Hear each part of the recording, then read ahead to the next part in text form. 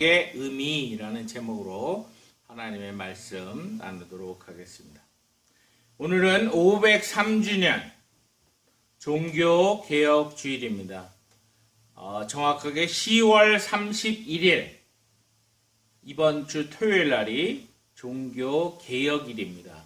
마틴 루터가 95개의 조항을 가지고 하나님께로 말씀대로 믿음으로 돌아가자라고 일어났던 바로 종교개혁일이 10월 31일입니다. 그런데 세상이 약해져서 할로윈이라고 하는 날로 지키는 것 때문에 많은 사람들이 10월 31일이 종교개혁일이라는 것을 잘 모르고 또한 많은 교회들이 오늘 종교개혁주일이라고 하는 것을 잘 몰라서 지키지 못하는 그런 경우들도 많이 보고 있습니다. 그런데 오늘은 벌써 503년이나 지난 종교개혁 주일이다라고 하는 것을 생각하면서 종교개혁을 일으켰던 우리의 신앙의 선배들의 모습을 보면서 우리가 하나님 앞에서 어떻게 살아나가는 것이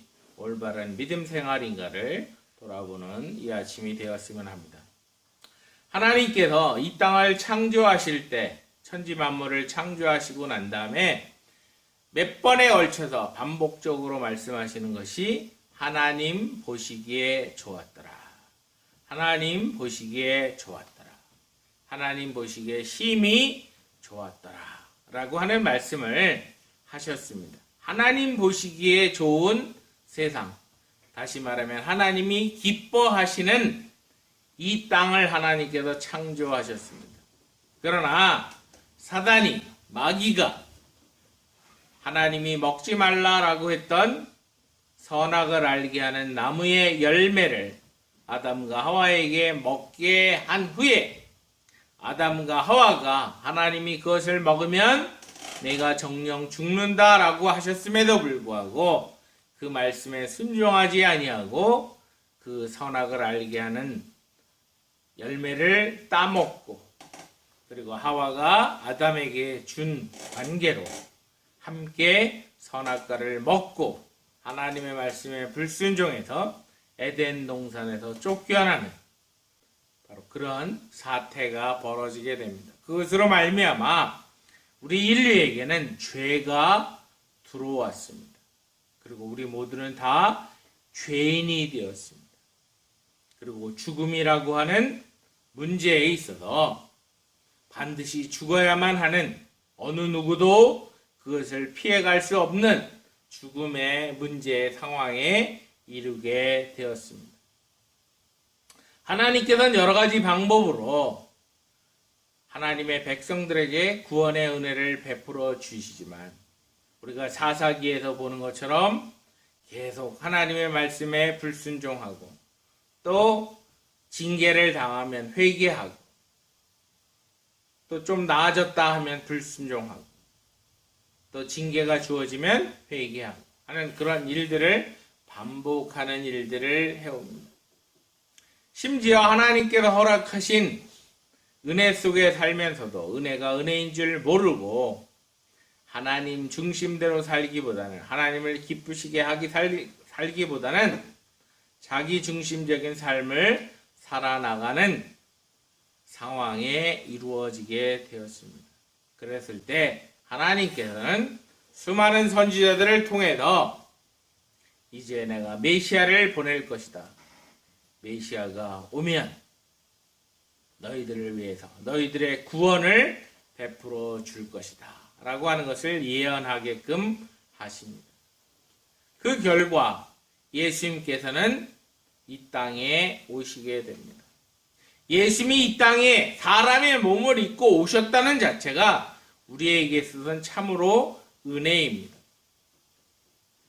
그럼에도 불구하고 우리를 위해서 우리의 죄를 대속하기 위해서 오신 그 예수님을 영접하지 못하고 받아들이지 못하고 예수님을 십자가에 못 박아 죽이는 바로 그런 상태 속에서 예수님께서는 이스라엘의 잃어버린 자들을 위해서 하나님의 놀라운 은혜를 베푸셨지만 그것을 거절한 관계로 하나님의 그 놀라운 복음은 이방인인 모든 사람들에게 증거되게 되었습니다. 그런데 이방인인 우리들 자신들도 예수 그리스도의 복음을 받아들이게 된 것입니다. 그런데 우리가 기독교를 믿는다, 신앙을 갖는다라고 말을 하면서 내가 믿는 게 무엇인지, 우리가 성경에서 수많은 믿음이라고 하는 단어를 보면서도 그 믿음이 무엇을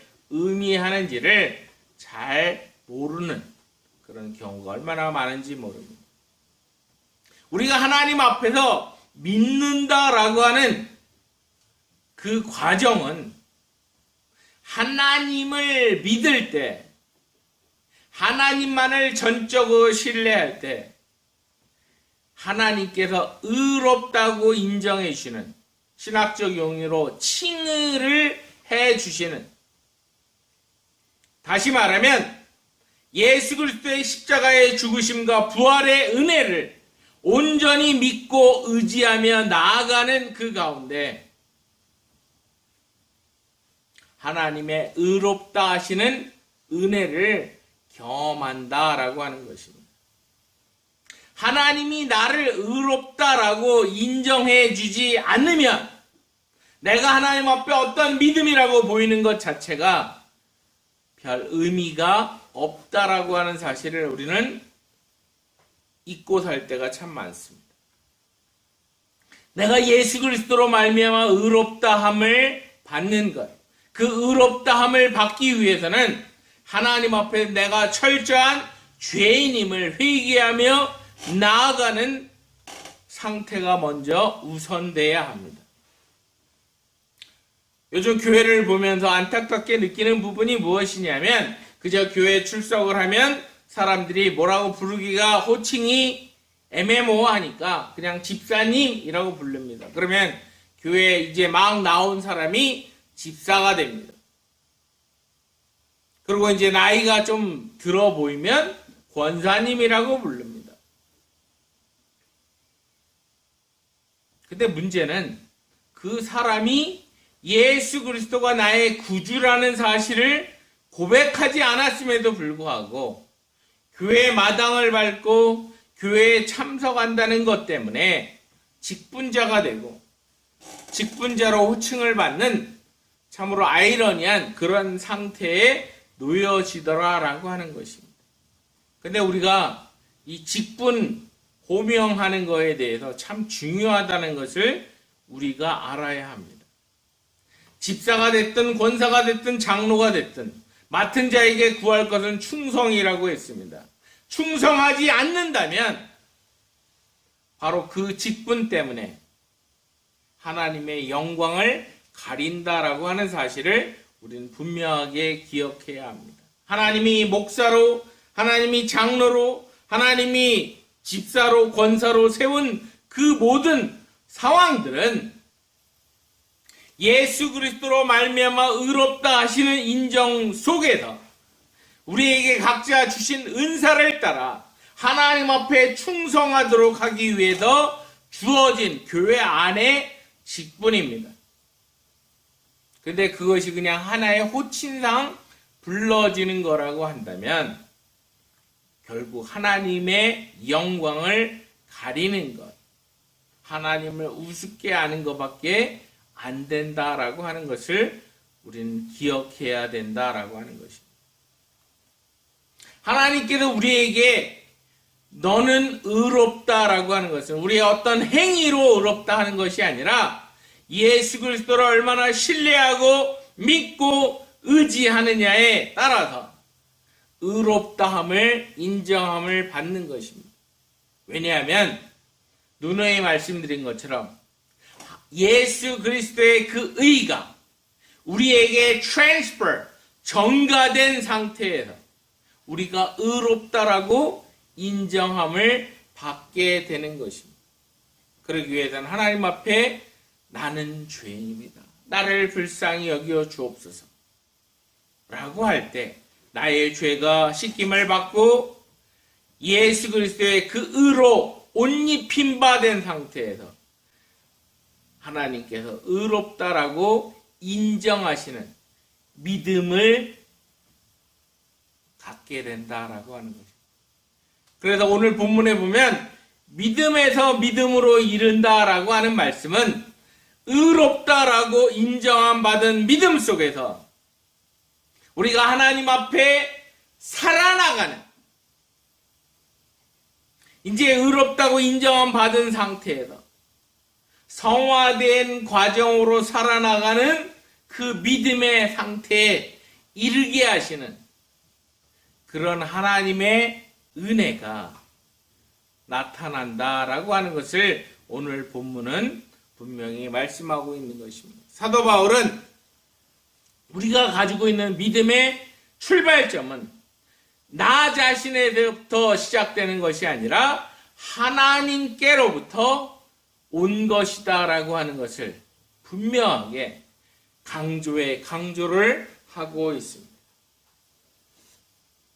내가 하나님을 찾은 것이 아니라 내가 예수 그리스도를 믿겠다라고 해서 한 것이 아니라 바로 하나님께로부터 주어진 것이다라고 하는 것입니다. 왜? 죄인된 우리는 그 문제를 스스로 해결할 능력이 어느 누구도 없습니다. 의인은 없나니 하나도 없다라고 하신 그 말씀처럼 죄인인 우리가 하나님을 찾을 수도 없는 것이고, 하나님 앞에 내가 어떤 선한 행실을 한다고 해서 내가 의롭다라고 인정함 받을 수 있는 것이 아니라 바로 하나님께서 우리를 찾아오시고 우리로 하여금 예수 그리스도를 알게 하시고 예수 그리스도를 믿게 하시는 그 은혜 속에서 내가 의롭다 한 인정함을 받고 난 후에 그 믿음의 사람으로 살아나갈 수 있는 그 믿음의 상태까지 하나님께서는 이끌어 가시는 것. 바로 그것이 복음의 내용입니다. 하나님이 우리에게 주신 바 은혜, 나의 어떤 능력을 가지고, 나의 어떤 선행을 가지고, 나의 어떤 행위를 가지고, 나의 어떤 수단을 가지고, 나의 어떤 재물을 가지고 그렇게 한 것이 아니라 바로 전적인 하나님의 은혜 속에 이루어진 것입니다. 그렇기 때문에 우리가 말씀을 통해서 하나님이 우리에게 주신 바 은혜, 그 은혜만을 사모하며 살아나가야 되는데, 잘 아시는 것처럼 초대교회가 하나님의 은혜로 말미암아 부흥성장되었고, 그리고 온 세계로 퍼져나가서 주의 복음에 신자들이 늘어난 상황 속에서 로마에서부터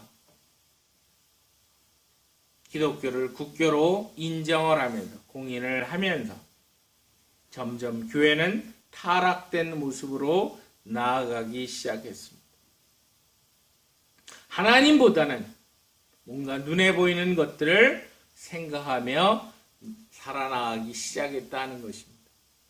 지난 주간에 이 말씀을 준비하면서 마태복음 23장과 24장 말씀을 한번 살펴보았습니다. 그러면서 종교개혁의 의미가 무엇일까? 아니, 개혁한다는 의미가 무엇인가를 한번 생각해 보았습니다.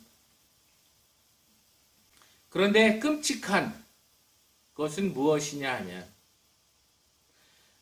하나님께서 말씀을 전하라고 세운 율법사들이, 또 하나님 앞에 신앙을 가지고 있다라고 하는 바리새인들이, 또한 서기관들이 하나님의 말씀을 전하는 자임에도 불구하고 위선적인 모습을 보였을 때 예수님께서는 그 부분에 대해서 책망하시는 모습을 보았습니다.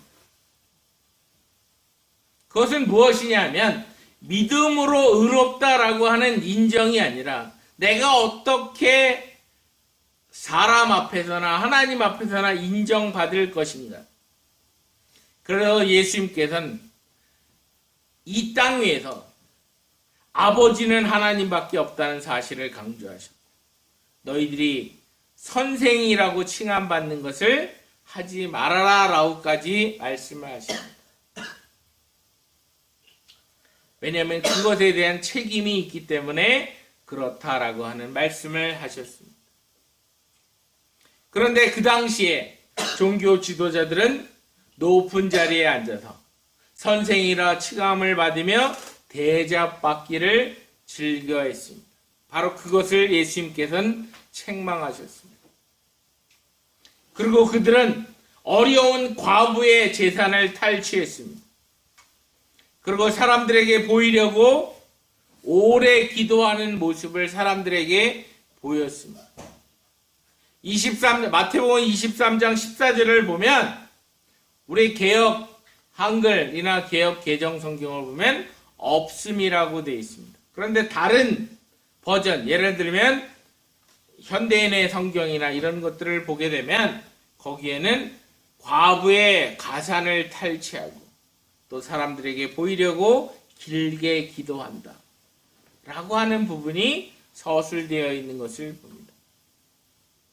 또한 더 나아가서 그들은 열심히 하나님의 백성을 찾는 것처럼 쫓아다니지만 그들을 만나서 더욱더 지옥 자식이 되게 하더라 라고 하는 말씀을 하고 있습니다. 종교개혁이 어찌 시작되었는가를 우리가 생각해보면 바오로 성당을 건축하기 위해서 돈이 필요했습니다. 그랬을 때 사람들에게 당신들이 교회에 내는 연보에 따라서 그 연보가 연보통에 들어가서 땡 하고 떨어지는 순간 당신의 부모가 연옥에서부터 천국으로 들어갈 것이다. 아주 말 잘하는 그런 수도사들을 통해서 그런 말을 함으로 말미암아 많은 사람들이 교회에 헌금을 했습니다. 그리고 그들이 원하는 대로 바오로 성당을 건축했습니다. 또한 자신의 힘으로 그 계단을 올라가면서 서서 가지도 못하고 기어서 올라가면서 그 고행을 통해서 내가 구원함을 받고 내가 믿음의 사람으로 인정받을 것이라 착각하는 부분에 대해서 마틴 루터는 오늘 본문 로마서 1장 17절 말씀을 보면서 복음에는 하나님의 의가 나타난다. 그리고 믿음에서부터 믿음에 이르게 한다. 오직 의인은 믿음으로 말미암아 살리라 함과 같다라고 하는 그 말씀을 보는 순간 말씀으로 돌아가야 됩니다. 그 당시 상황은 성경이 라틴 성경으로 되었기 때문에 성경을 제대로 많은 사람들이 읽을 수가 없는 상황이었어요. 다시 말하면 성경에 대해서 무식한 그런 상태에 있었습니다. 오로지 신부, 어떤 그런 사람들만 성경을 접하는 가운데서 자기 중심적인 해석을 하면서 해나가게 될 때 교회는 타락하게 되었습니다. 그것으로 말미암아 하나님의 말씀으로 돌아가지 않고 오직 믿음으로 오직 하나님의 은혜만으로 돌아가자라고 하며 종교개혁은 시작되었는데 지금 우리가 살고 있는 2020년에 우리 기독교의 모습을 보면 그 당시 타락했던 로만 캐톨릭의 모습과 별반 차이가 없음을, 아니 더 심하게 타락되어져 있는 모습을 봅니다. 그것은 무엇이냐 하면 더 이상 교회는 사람이 아니라 교회에 모인 그 성도들이 하나하나 교회의 개체의 모습이 아니라 건물이 교회로 칭함을 받는, 또 사람들이 교회는 건물이 아닙니다 라고 하면서도 나타내는 그 모든 뉘앙스에서 보면 결국 건물이 교회다라고 하는 것을 나타내는, 예를 들어 볼까요? 교회는 건물이 아니다 라고 얘기를 하면서도 많은 사람들이 팬데믹 때문에 교회를 가지 못합니다. 교회 예배당을 가지 못합니다. 그런데 교역자들이 예배당을 지키고 앉아 있습니다. 그러면서 말을 할 때는 교회는 건물이 아닙니다 라고 말을 합니다. 예수 그리스도를 나의 구주로 영접하고 하나님의 놀라운 은혜 속에 사는 자들이 교회임에도 불구하고 건물에 치우쳐 있는 그런 상태에 있다라고 하는 거예요. 순수한 예수 그리스도의 십자가에서 우리를 대속하시고 그리고 사흘 만에 부활하신 예수 그리스도의 놀라운 은혜로 말미암아 내가 하나님의 자녀가 되었다는 감격은 사라지고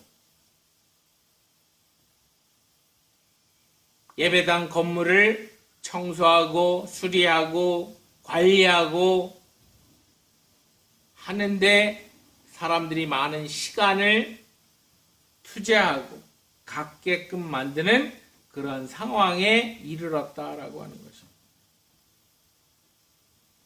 또한 예배당 건물을 차지하기 위해서 각종 소송들이 일어나고 있습니다. 누가 그 교회 건물의 주인인가? 라고 하는 것 때문에 세상 법정에 나가서 재판을 하고 그런 과정 속에 있습니다. 또한 교회 안에서 있는 직분이 어떤 계급장을 다는 것처럼 그렇게 인정받는 상황이 되었습니다. 은사에 따라서 하나님께서 주시는 그 은혜 속에서 하는 것이 아니라 어느 정도 몇 년 하고 나면 뭐가 되고 하는 그런 하나의 계급장처럼 그 로만 캐톨릭의 모습과 그 당시 성직을 매매하는 것과 별반 차이 없는 모습으로 그래서 교회 안에서 담임 목사가 되려고 하면 또한 장로가 되려고 하면 안수 집사가 되려고 하면 교회에 얼마를 내야 된다라고 하는 이상한 관행들이 생기면서 말은 성직 매매가 아니다라고 주장하지만 결국은 돈 내고 직분을 사는 형태가 벌어진 상황 속에 이루어져 있다라고 하는 것입니다.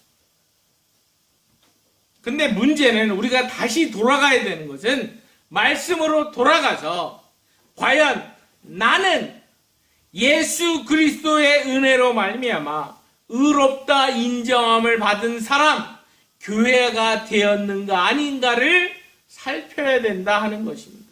예배당이 어떻고 직분이 어떻고가 문제가 아니라 하나님 앞에 섰을 때 많은 부흥 강사들이 그런 얘기를 했기 때문에 사람들 머릿속에 그런 것들이 세뇌되어 있는 것들이 참 많이 있는데 하나님 앞에 섰을 때 그래 너 목사했지, 너 장로했지, 권사했지, 집사했지, 전도사했지 그걸 물으시는 것이 아니라 너 예수 그리스도가 너를 위해서 십자가에서 죽었고 그러므로 말미암아 내 죄를 대속하고 예수 그리스도를 온전히 믿고 따름으로 말미암아 예수의 그 의의 옷을 입은 자이냐 아니냐라고 하는 사실만 확인될 뿐이지 직분은 아무 상관없다는 사실을 우리는 잊어서는 안 된다라고 하는 것입니다.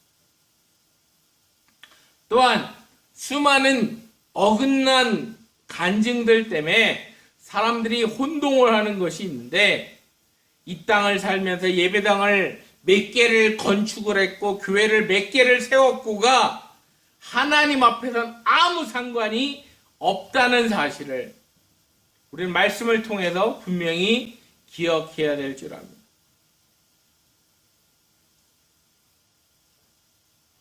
아버지의 뜻대로 행했느냐 안 했느냐를 가지고 판단하시는 것이지 이 땅에서 예배당을 몇 개를 건축을 했느냐? 교회를 몇 개 세웠느냐? 그게 내가 하나님 앞에 섰을 때 판단 기준이 되지 않는다라고 하는 사실이에요. 왜냐하면 믿음이 없이는 하나님을 기쁘시게 못한다라고 했습니다. 그 믿음이라고 하는 건 예배당을 건축하는 것을 말하는 것이 아니라 온전히 하나님만을 신뢰하느냐 안 하냐의 문제인 것입니다. 아브라함이 나이 100세가 되었는데 그때까지도 아무런 자식이 주어지지 않았습니다. 혹시라도 하나님은 하갈을 통해서 이스마엘이 혹시라도 나의 자녀가 되는 것이 아닌가? 아니면 나를 쫓아다니는 수종들은 늙은 종이 나의 대를 이어가는 것은 아닌가? 그러나 하나님께서는 100세에 이삭을 허락하셨습니다. 근데 하나님께서는 그러기 전에 말씀을 하십니다. 바닷가를 데리고 가십니다. 바닷가에 있는 수많은 모래, 내 자손이 이와 같으리. 하늘을 보라라고 하면서 내 자손이 하늘의 별들과 같이 이렇게 많을 것이다 라고 하는 말씀을 하십니다. 그랬더니 아브라함이 그 말씀을 믿으니 하나님이 아브라함을 의롭게 여겼다라고 하셨습니다. 노아가 120년 동안 방주를 짓는데 단 한 번도 홍수를 경험해 본 적이 없습니다. 그럼에도 불구하고 하나님께서 이 땅을 심판하신다라고 하면서 방주를 지라고 할 때 그 방주를 순종하면서 준비했습니다. 하나님께서 그럴 때 노아를 의롭다라고 하셨습니다.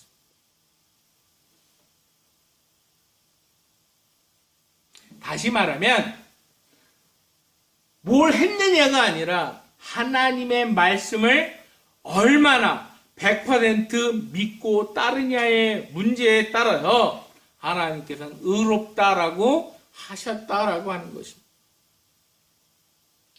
우리 자신들을 돌아보면서 나는 과연 얼마나 하나님을 전적으로 신뢰하고 있는가?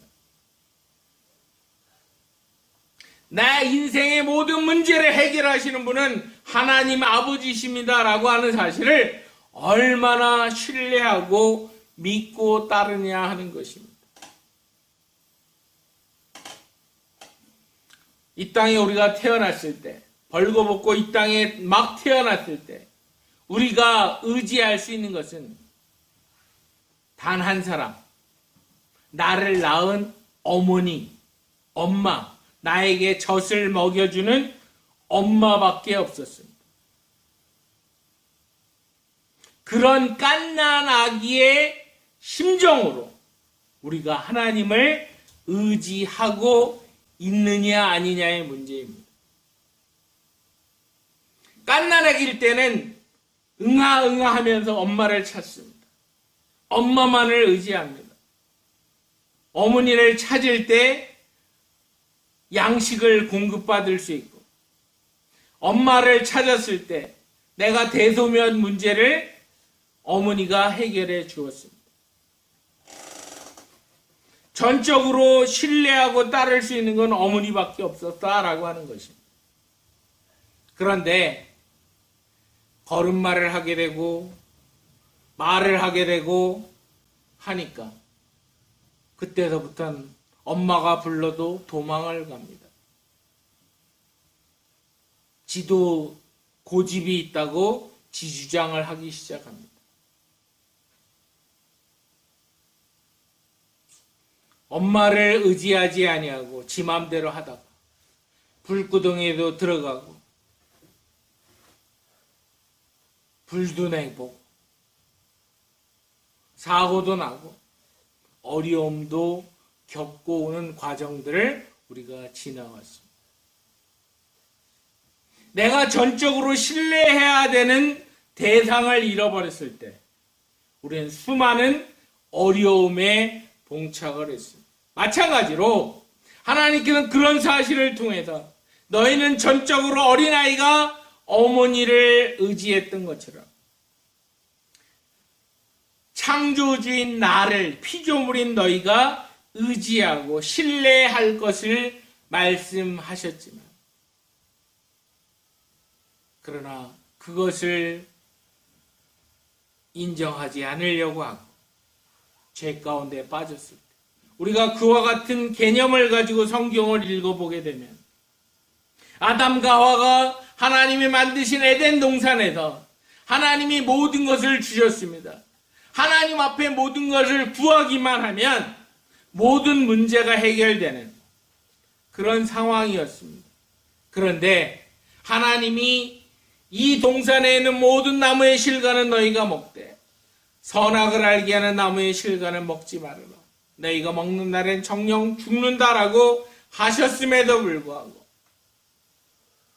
내가 이거 먹는 날엔 내가 하나님과 같아질 거다라고 하는 말에 덥석 선악과를 따먹는 그 말은 무엇입니까?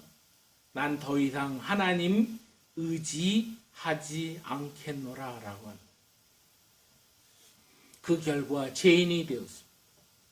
그럼에도 불구하고 하나님께서는 죄인된 우리를 구원하시기 위해서 여자의 후손인 예수 그리스도를 보내시겠다라고 하는 것을 가죽옷을 지어서 아담과 하와에게 입히시면서 약속해 주셨습니다. 여자의 후손이 와서 뱀의 머리를 박살을 낼 것이다. 그와 같은 은혜를 베풀어 주실 것임을 선포하시면서 그와 같은 놀라운 복음의 놀라운 은혜가 하나님께로부터 나타나게 되었습니다. 복음 속에 하나님의 의가 있습니다.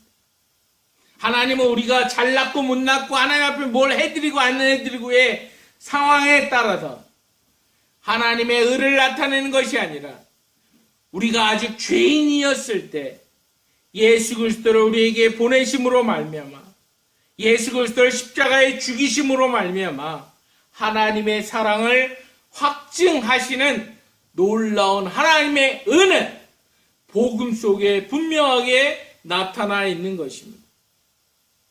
그렇기 때문에 복음 대신 예수 그리스도를 우리가 온전히 믿을 때 하나님은 바로 그것을 보시고 의롭다라고 인정해 주시는 것이고 우리로 하여금 예수 그리스도의 은혜 안에 살아갈 수 있는 놀라운 믿음의 사람으로 인정하시는 것입니다. 믿음이 없이는 하나님을 기쁘시게 못한다라고 했던 그 믿음은 우리가 히브리서 11장에 보면 누누이 한 사람 한 사람을 디테일하게 말씀하시면서 그 믿음이 무엇인가를 말해주고 있습니다. 그 믿음은 어떤 행위를 했던 것을 말하는 것이 아니라 하나님을 얼마나 믿었느냐의 문제를 말하고 있습니다. 에녹이 하나님과 300년 동안 동행했던 것, 300년 동안 동행하면서 무엇인가를 했다라고 하는 것 때문에 믿음이 있다라고 인정하신 것이 아니라 바로 하나님만을 전적으로 믿고 살았다라고 하는 거예요. 노아도 마찬가지고 아브라함도 마찬가지고 사라도 마찬가지고 수많은 성경에 등장하는 모든 인물들이 하나님만을 전적으로 신뢰했다라고 하는 것입니다. 오늘 종교개혁주의를 맞이해서 우리가 기억해야 될 첫 번째는 과연 내가 하나님의 사람이라고 하면서 나는 과연 얼마나 하나님을 전적으로 의지하고 있는가, 믿고 있는가. 갓난아이가 자신의 엄마를 전적으로 의지해야만 살 수 있는 것처럼 과연 나는 그러한 믿음의 삶을 살고 있는가. 그런 믿음을 가지고 있는가. 두 번째는 의인은 믿음으로 말미암아 산다라고 했습니다. 믿음으로 사는 사람이 의인입니다. 더 뒤집어서 얘기하면 의인은 믿음으로만 사는 사람입니다.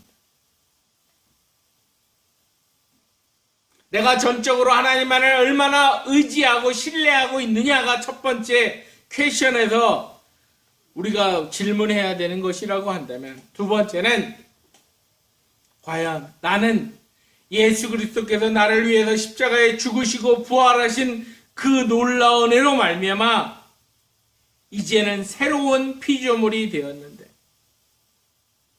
새로운 피조물로서 하나님을 온전히 전적으로 신뢰하며 살고 있느냐 아니냐의 문제입니다. 자꾸 무엇인가 뭘 만들어 보려고 애쓰는 자의 모습이 아니라, 과연 하나님이 우리를 보았을 때 나는 너 때문에 기쁘다. 예수님께서 요단강에서 세례 요한에게 세례를 받고 물 밖으로 나오시게 될 때 비둘기, 성령이 비둘기같이 하늘에 있었고, 성부 하나님이 이는 내 기뻐하는, 내 사랑하는 아들이다 라고 했어요. 또한 예수님께서 산에 베드로와 야고보와 요한을 데리고 올라가셨을 때 변화되었습니다. 그 가운데 모세가 있었고 엘리야가 있었습니다. 베드로가 주님 여기가 좋사오니 여기다 초막셋을 짓고 여기서 하나는 예수님을 위해서, 하나는 모세를 위해서, 하나는 엘리야를 위해서 하고 우리 여기서 삽시다 라고 했을 때 모세와 엘리야는 사라지고 예수님만 남았습니다. 하나님께서 이는 내 사랑하는 아들, 너희는 이 사람의 말을 들으라. 진정 우리가 그와 같은 인정을 받을 수 있는 사람, 하나님이 내가 사랑하는 사람. 구약 성경에 보면 하나님이 사랑하는 사람 대표적인 인물이 있습니다. 하나님의 사랑을 입었던 사람, 다윗입니다.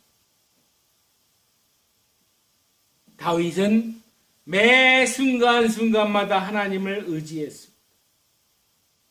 골리앗을 때려잡을 때도 하나님만을 의지하고 나아갔습니다. 하나님도 그 다윗을 인정하셨습니다. 그러나 다윗이 모든 전쟁들을 다 치르고 난 다음에 왕으로서 이제는 내가 좀 편안하게 부하들을 전장에 내어놓고 자기는 성중에서 쉬고 있을 때 우리아의 아내를 범하게 됩니다. 그때서부터 그에겐 수많은 어려움에 취하게 됩니다. 잘 아시는 것처럼 시편 51편은 나단 선지자를 통해서 그 죄를 지적받고 난 다음에 하나님 앞에 회개하며 쓴 회개의 기도 내용입니다.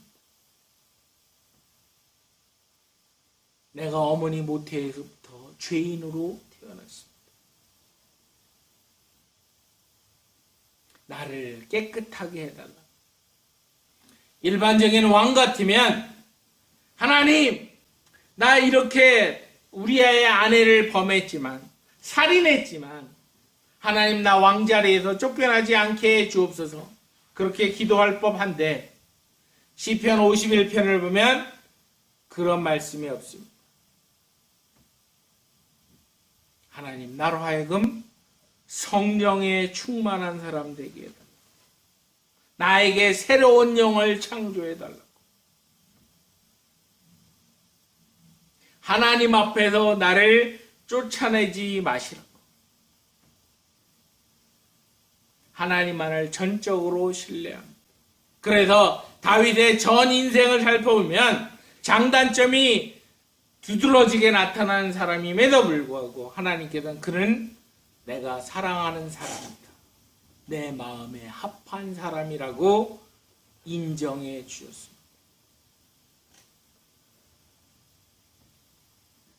하나님이 우리를 보실 때 내가 하나님의 뜻대로 살고 있는지 아닌지를 판단할 수 있는 것은 오로지 우리에게 허락하신 하나님의 말씀을 통해서만 우리는 알 수가 있습니다. 하나님의 말씀을 통해서. 하나님의 말씀을 따라 살게 될 때 온전히 우린 믿음으로 살게 되는 것입니다. 내 힘으로, 내 중심으로 이렇게 하면 하나님이 기뻐할 거야가 아니라 이미 하나님이 원하시는 것은 이미 다 있습니다. 마지막으로 미가서 말씀을 한번 돌아보면서 생각합니다. 사람들이 하나님 앞에 범죄했습니다. 하나님의 심판이 이루어졌습니다. 그럴 때 미가 선지자를 통해서 많은 사람들이 이야기를 합니다. 내가 어떻게 하면 하나님을 기쁘시게 할까? 내가 어떻게 하면 하나님을 영화롭게 할 수 있을까? 내가 하나님 앞에 천천만만의 수양을 바치면 하나님이 기뻐할까? 아니면 기름을 기뻐하실까? 아니면 내 처자들을 내 허물 때문에 바치면 기뻐하실까? 아니면 나에게 주어진 모든 자녀들을 하나님 앞에 드리면 기뻐하실까? 근데 하나님께서 뭐라고 미가 선지자를 통해서 말씀하셨습니다. 미가서 6장 8절에 보면 하나님은 이미 선한 것을 너희에게 보이셨다. 그것은 무엇이냐면 하나님의 말씀대로 사는 것입니다. 바로 인자를 사랑하는 것. 거기서 인자라고 하는 건 mercy, 자비를 사랑하는 것. 말씀대로 살아나가는 부분이 또한 공의를 행하는 것입니다. 공의는 하나님의 말씀의 기준입니다. 또한 하나님과 겸손히 동행하는 것입니다. 바로 그것을 하나님께서는 원하셨습니다. 우리들에게 동일한 것을 원하십니다. 하나님의 말씀의 기준을 가지고 사랑의 사람이 되어서 겸손히 하나님과 동행하는 사람이 되는 것. 바로 그것을 우리 주님은 원하신다라고 하는 것입니다. 어제 잠깐 한경직 목사님의 생애를 다룬 다큐멘터리를 한번 보았습니다.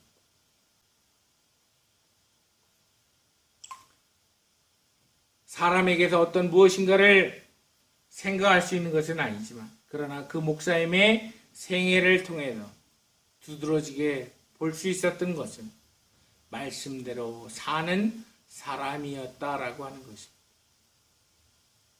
과연 우리의 삶을 평가하게 될 때 과연 하나님의 말씀대로 사는 사람, 말로만 하는 것이 아니라 그 말씀대로 사는 사람이냐 아니냐의 문제를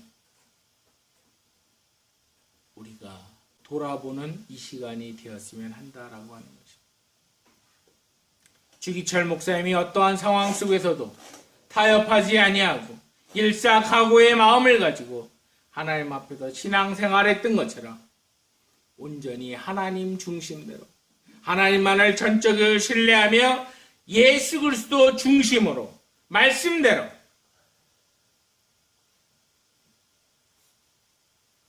온전히 주님 뜻대로 믿음으로 살아나가는 그런 사람이 되는 것. 그것을 위해서 하나님 앞에 더욱더 엎드려 기도하는 자의 삶이 되게 될 때 하나님이 우리에게 주시는 놀라운 은혜가 있는 것입니다. 종교개혁의 의미는 바로 나 자신이 교회된 내가 하나님의 말씀으로 다시 되돌아가는 것입니다. 그 말은 하나님만을 전적으로 신뢰하는 사람이 되는 것. 하나님 앞에 인정받는 사람 되는 것. 하나님 앞에 의롭다 인정함 받는 사람이 되는 것. 하나님이 원하시는 믿음의 삶을 살아나가는 것. 바로 그것을 분명히 기억합니다.